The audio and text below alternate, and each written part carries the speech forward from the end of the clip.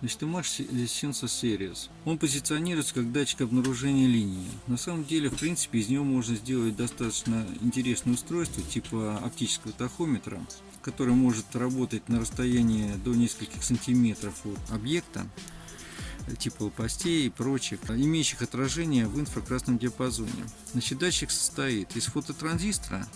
Фототранзистор черненьким выглядит, и светодиода инфракрасного, который выглядит синеньким. Он излучает в инфракрасном диапазоне и имеет непрерывное излучение. При обнаружении препятствия в своей зоне, значит, на выходе фототранзистора появляется постоянное напряжение, смещение, который поступает на компаратор, и с выхода компаратора, значит, в виде цифрового сигнала может передаваться в Arduino. В то же время непосредственно сигнал с фототранзистора через резистор 10 кОм попадает на вывод А0 и тоже может обрабатываться внешним устройством. Ну и таким образом, значит, можно организовать два способа контроля за приближением или непосредственно обнаружением линии. Но что было замечено? Значит, выход фототранзистора зашунтирован конденсатором. Конденсатор установлен вот в этом вот месте. Вот в этом месте.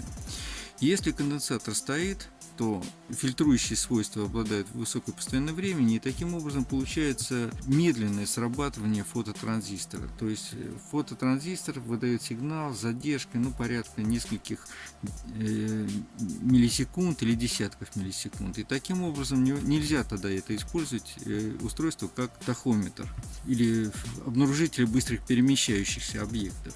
Поэтому, если вы хотите увеличить скорость обнаружения объекта в поле зрения датчика, этот конденсатор рекомендуется снять.